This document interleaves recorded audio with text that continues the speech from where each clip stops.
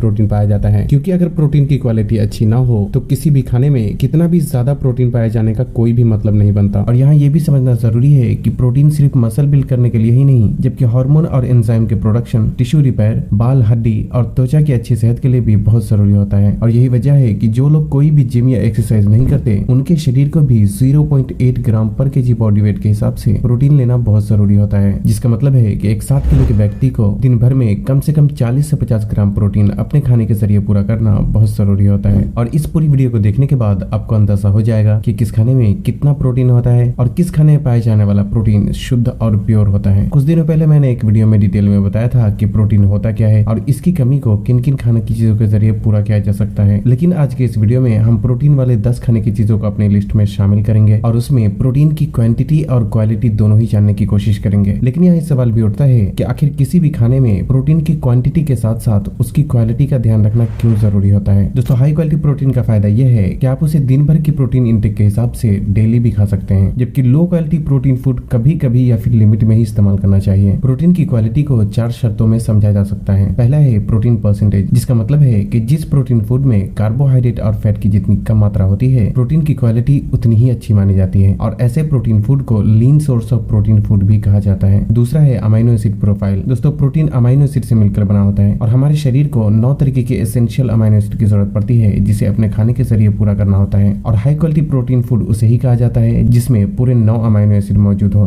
तीसरा है डाइजेस्टिबिलिटी। दोस्तों, खाना पेट में जाकर टूटने और पचने की प्रक्रिया को डाइजेस्टिबिलिटी कहा जाता है और इसलिए जो प्रोटीन फूड जितनी आसानी से हमारे पेट में टूटता या पचता है, उसकी क्वालिटी उतनी अच्छी मानी जाती है। और चौथा है प्रोटीन की बायोलॉजिकल वैल्यू। दोस्तों, खाना पेट में टूटने और पचने के बाद छोटी आंत में पहुंचता है और जब छोटी आंत खाने में मौजूद पोषक तत्वों को खींचकर खून में पहुंचाती है, तब इस प्रक्रिया को एब्जॉर्प्शन कहा जाता है। लेकिन जो भी प्रोटीन फूड हम खाते हैं वो पूरा का पूरा हमारे खून में नहीं पहुंचता, बल्कि उसमें से कुछ खून में पहुंचकर काम में आता है और कुछ बिना इस्तेमाल हुए ही शरीर से बाहर निकल जाता है, या यूं कहें कि यूं ही वेस्ट हो जाता है। और ये हर खाने में अलग अलग तरह से होता है, इसलिए जिस खाने में मौजूद प्रोटीन जितना ज्यादा हमारे खून में पहुंचता है, उस प्रोटीन फूड की क्वालिटी उतनी ही अच्छी मानी जाती है और इसे प्रोटीन की बायोलॉजिकल वैल्यू या फिर बायो अवेलेबिलिटी भी कहा जाता है। अब हम इन चारों शर्तों के आधार पर 10 प्रोटीन फूड के बारे में बारी बारी से ये जानने की कोशिश करेंगे कि किस खाने में कितना अच्छा प्रोटीन पाया जाता है, और साथ में मैं अपना ओपिनियन भी बताऊंगा कि आपको इन खानों को कब और कितनी मात्रा में इस्तेमाल करना चाहिए। शुरू करते हैं नंबर 10 से, जो कि है लेग्यूम्स। दोस्तों, बीन्स यानी राजमा, चना और हर तरह की दालें लेग्यूम्स की कैटेगरी में आते हैं और इन तीनों का मैक्रो ब्रेकडाउन भी लगभग सेम ही होता है, जिसमें 100 ग्राम लेग्यूम्स में 20 से 25 ग्राम प्रोटीन, थोड़ी मात्रा में फैट और लगभग 55 से 60 ग्राम कार्बोहाइड्रेट मौजूद होता है। इस हिसाब से पता चलता है कि इसमें प्रोटीन की अच्छी खासी मात्रा मौजूद होती है। लेकिन अगर बात की जाए प्रोटीन की क्वालिटी की, तो क्वालिटी प्रोटीन की 4 शर्तों में से ये सिर्फ एक में ही पास हो पाता है और 3 में कहीं न कहीं पीछे रह जाता है। एक शर्तों में ये इसलिए पास हो जाता है क्योंकि इसमें फैट की क्वांटिटी कम होने की वजह से ये पचने में ठीक ठाक होता है, और 3 शर्तों में ये इसलिए पीछे रह जाता है क्योंकि एक तो इसमें प्रोटीन के साथ साथ कार्बोहाइड्रेट भी काफी मात्रा में मौजूद होता है और इसलिए इसे lean protein source of food नहीं कहा जा सकता। दूसरा ये कि इसमें पाए जाने वाले प्रोटीन की बायोलॉजिकल वैल्यू भी काफी कम होती है, क्योंकि ये शरीर में जाकर पचने के बाद इसमें पाया जाने वाला प्रोटीन 50% ही हमारे शरीर में एब्सॉर्ब हो पाता है और बाकी का यूं ही वेस्ट हो जाता है। और तीसरी शर्तों में ये इसलिए पीछे रह जाता है क्योंकि इसमें मेथियोनिन नाम का एक अमाइनो एसिड दाल, राजमा और चना, इन तीनों में ही नहीं पाया जाता। हालांकि इन चीजों को रोटी या चावल के साथ खाने से पूरे 9 अमाइनो एसिड की पूर्ति हो जाती है, इसलिए हम इन चीजों को 2 शर्तों में पास कर सकते हैं और फिर भी ये 2 में कहीं न कहीं पीछे रह जाता है। इन चीजों का एक बार में 25 ग्राम और दिन भर में 50 से 60 ग्राम से ज्यादा इस्तेमाल नहीं करना चाहिए, खासकर अगर आप फैट लॉस करना चाहते हैं, क्योंकि इनमें कार्बोहाइड्रेट की मात्रा पहले से ही ज्यादा होती है और इसे कंप्लीट प्रोटीन बनाने के लिए रोटी या चावल के साथ मिलाकर खाने से कार्बोहाइड्रेट की मात्रा और भी ज्यादा बढ़ जाती है, इसलिए इसका लिमिट में ही सेवन करना चाहिए। इन चीजों का आप एक टाइम सुबह के नाश्ते या फिर दोपहर के खाने में थोड़ी मात्रा में इस्तेमाल कर सकते हैं। नंबर 9 है रेड मीट यानी बीफ। 100 ग्राम बिना चर्बी वाले बीफ में 26 ग्राम प्रोटीन और 15 ग्राम फैट होता है। इसे हमने 9वें पोजीशन पे इसलिए रखा है क्योंकि ये भी शुद्ध प्रोटीन नहीं होता और क्वालिटी प्रोटीन की 4 शर्तों में से ये सिर्फ 2 में ही पास हो पाता है और 2 में कहीं न कहीं ये भी पीछे रह जाता है। 2 शर्तों में ये पास इसलिए होता है क्योंकि एक तो ये कंप्लीट प्रोटीन होता है जिसमें पूरे 9 अमाइनो एसिड मौजूद होते हैं और दूसरा ये कि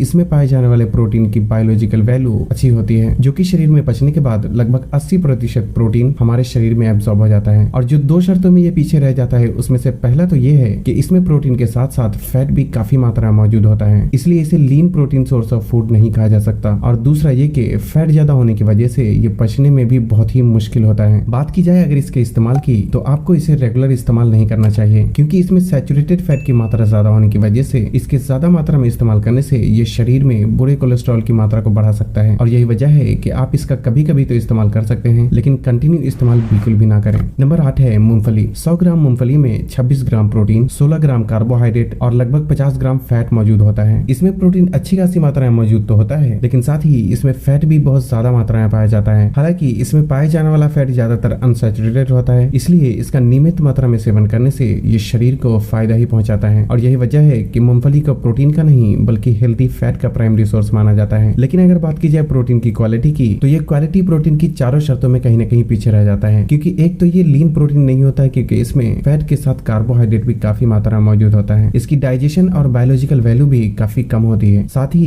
इसमें पूरे 9 अमाइनो एसिड भी नहीं पाए जाते। हालांकि मूंगफली को किसी अनाज के साथ खाने से ये कंप्लीट प्रोटीन हो जाता है और यही वजह है कि मूंगफली से ही बनाए गए पीनट बटर को ज्यादातर बॉडी बिल्डर ब्रेड के साथ खाते हैं ताकि उसे कंप्लीट प्रोटीन बनाया जा सके और इसलिए हम इसे एक शर्तों में पास भी कर सकते हैं। लेकिन फिर भी क्वालिटी प्रोटीन की 3 शर्तों में ये तब भी कहीं न कहीं पीछे रह जाता है। हालांकि ओवरऑल देखा जाए तो मूंगफली एक हेल्दी फूड होता है जिसका थोड़ी मात्रा में इस्तेमाल किया जा सकता है, लेकिन यहाँ ये भी ध्यान रखना जरूरी है कि मूंगफली टॉप एलर्जिक फूड की श्रेणी में भी आता है और इसलिए अगर आपको अक्सर फूड एलर्जी हो जाती है तो आपको इसका सोच समझकर ही सेवन करना चाहिए। एक दिन में मुट्ठी भर मूंगफली या 1 से 2 चम्मच पीनट बटर का दिन भर में कभी भी इस्तेमाल किया जा सकता है। नंबर 7 है पनीर। 100 ग्राम पनीर में 18 ग्राम प्रोटीन, 1 से 2 ग्राम कार्बोहाइड्रेट और लगभग 21 ग्राम फैट होता है। ये क्वालिटी प्रोटीन की 4 शर्तों में से 2 शर्तों में पास हो जाता है, लेकिन 2 शर्तों में कहीं न कहीं फिर भी पीछे रह जाता है। 2 शर्तों में ये इसलिए पास हो जाता है क्योंकि एक तो ये कंप्लीट प्रोटीन होता है क्योंकि इसमें पूरे 9 के 9 अमाइनो एसिड मौजूद होते हैं और दूसरा ये कि पनीर में पाए जाने वाले प्रोटीन की बायोलॉजिकल वैल्यू बहुत ही हाई होती है, जिससे कि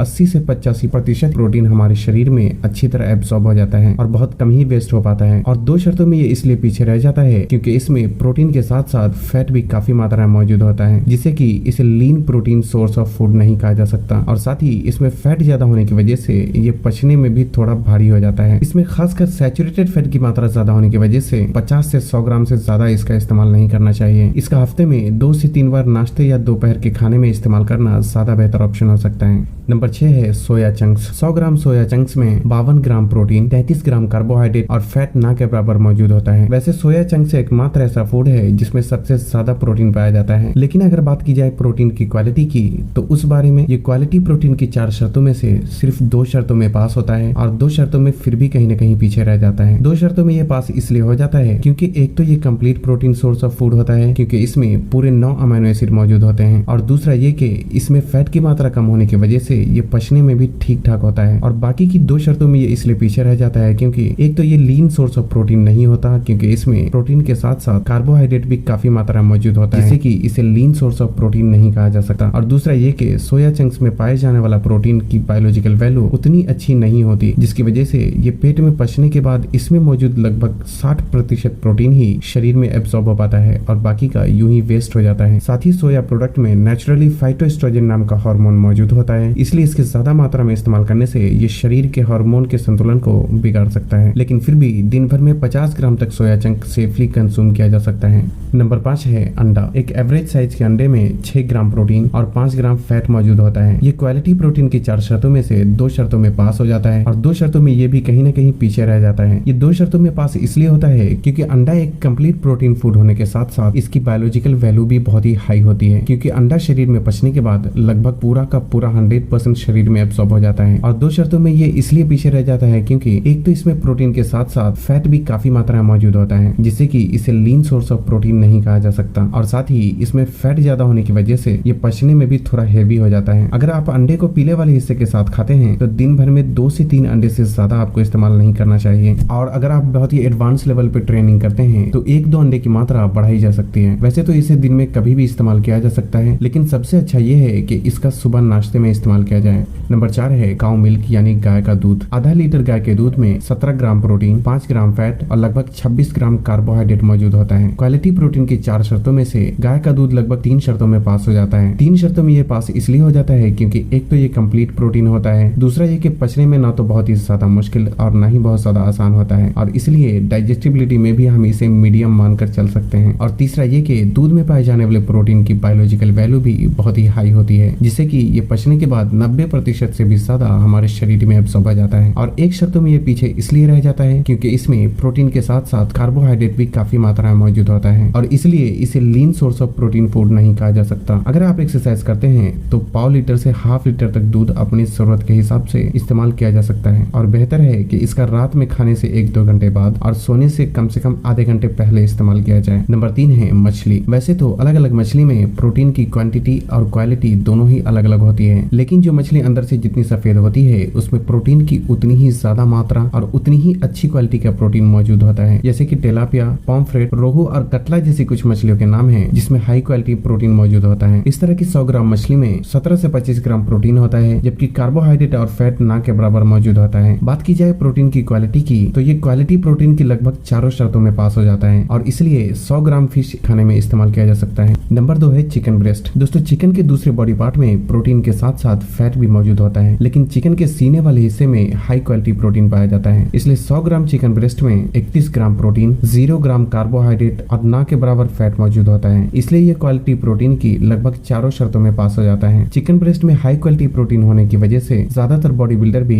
इसका इस्तेमाल करते ही हैं और आप भी चाहे तो अपनी जरूरत के हिसाब से 50 से 100 ग्राम चिकन ब्रेस्ट अपने खाने में शामिल कर सकते हैं और इसका भी दिन में 3 टाइम खाए जाने वाले खाने में से कभी भी इस्तेमाल किया जा सकता है। नंबर 1 के बारे में बात करने से पहले हम बात करते हैं वे प्रोटीन पाउडर के बारे में, क्योंकि वे प्रोटीन भी दूध से ही बनाया जाता है और जो लोग खाने की चीजों के जरिए प्रोटीन के टारगेट को पूरा नहीं कर सकते वो अक्सर ही प्रोटीन सप्लीमेंट का ही इस्तेमाल करते हैं। लेकिन एक बात का हमेशा ख्याल रखें कि बिना फ्लेवर वाला प्रोटीन ज्यादा शुद्ध और प्योर होता है, क्योंकि इसमें अलग से फ्लेवर, कलर और आर्टिफिशियल स्वीटनर जैसी कोई भी चीज नहीं मिलाया जाता। लेकिन अनफ्लेवर्ड प्रोटीन पाउडर भी 2 तरीके के होते हैं, एक है कंसंट्रेट प्रोटीन और दूसरा है आइसोलेट वे प्रोटीन। कंसंट्रेट वे प्रोटीन में 60 से 80% प्रोटीन और बाकी के 20 से 40% में थोड़े फैट और ज्यादा कार्बोहाइड्रेट मौजूद होता है। क्वालिटी प्रोटीन की 4 शर्तों में से ये 3 शर्तों में तो पास हो जाता है, लेकिन एक शर्तों में ये पीछे इसलिए रह जाता है क्योंकि कंसंट्रेट वे प्रोटीन में कार्बोहाइड्रेट और फैट भी थोड़ी मात्रा में मौजूद होता है और इसलिए इसे लीन सोर्स ऑफ प्रोटीन नहीं कहा जा सकता। फिर भी ये उनके लिए बेहतर होता है जो कि वेट गेन करना चाहते हैं, जबकि आइसोलेट वे प्रोटीन एक हाई क्वालिटी प्रोटीन होता है और इसलिए इसे वेट गेन और फैट लॉस दोनों ही सिचुएशन में इस्तेमाल किया जा सकता है। आइसोलेट वे प्रोटीन में 85 से 95% प्रोटीन होता है, फैट और कार्बोहाइड्रेट बहुत ही कम मात्रा में मौजूद होता है और इसलिए ये क्वालिटी प्रोटीन की चारों शर्तों में पास हो जाता है। लगभग 2 महीने पहले मैंने अमेज़न से एक वे प्रोटीन खरीदा था जो कि है एब्सॉर्ब न्यूट्रिशन का वे प्रोटीन आइसोलेट। इसे मैंने कुछ दिनों इस्तेमाल करने के बाद कुछ बातें नोटिस की है और अभी ये ऑलमोस्ट खत्म भी होने वाला है। इसकी सबसे अच्छी बात यह है कि ये रॉ प्रोटीन होने के बावजूद कंपनी ने इसमें एंजाइम भी मिलाया है और इसलिए ये बहुत ही जल्दी और आसानी से डाइजेस्ट हो जाता है। इसकी दूसरी अच्छी बात यह भी है कि इसके डब्बे पर अमाइनो एसिड प्रोफाइल की लिस्ट बहुत ही क्लियरली मेंशन किया गया है और साथ ही कंपनी इसे बड़े पैक में बनाने के साथ साथ छोटे पैक में भी बनाती है ताकि अगर आप पहली बार खरीद रहे हैं तो कम पैसे लगाकर ही इसे आजमा कर देख सकें और अगर आपको ये पसंद आता है तभी आप इसका बड़ा पैक खरीदें। हालांकि ये एक स्पॉन्सर्ड प्रोडक्ट है, लेकिन क्योंकि मैंने इसे खुद इस्तेमाल किया है इसलिए आप लोगों को इसके बारे में बताया है और अगर आप चाहे तो इसे डिस्क्रिप्शन में दिए लिंक को फॉलो करके खरीद सकते हैं। इसका एक स्कूप प्रोटीन पाउडर आप एक्सरसाइज से पहले या बाद में ले सकते हैं और अगर आप एक्सरसाइज नहीं करते तो सुबह नाश्ते के साथ भी 1 गिलास नॉर्मल पानी के साथ लिया जा सकता है। फाइनली अब बात करते हैं नंबर 1 की, जो कि है एग व्हाइट्स यानी अंडे की सफेदी। दोस्तों अंडे का सारा फैट और कोलेस्ट्रॉल अंडे के पीले वाले हिस्से में मौजूद होता है और जब पीले वाले हिस्से को निकाल दिया जाता है तो बाकी शुद्ध और प्योर प्रोटीन ही बचता है। एक अंडे की सफेदी में लगभग 4 ग्राम प्रोटीन होता है, जबकि फैट और कार्बोहाइड्रेट बिल्कुल भी नहीं पाया जाता और यही वजह है कि ये इतना शुद्ध और प्योर प्रोटीन माना जाता है। क्वालिटी प्रोटीन की चारों शर्तों में ये पास हो जाता है और इसकी अच्छी बात यह है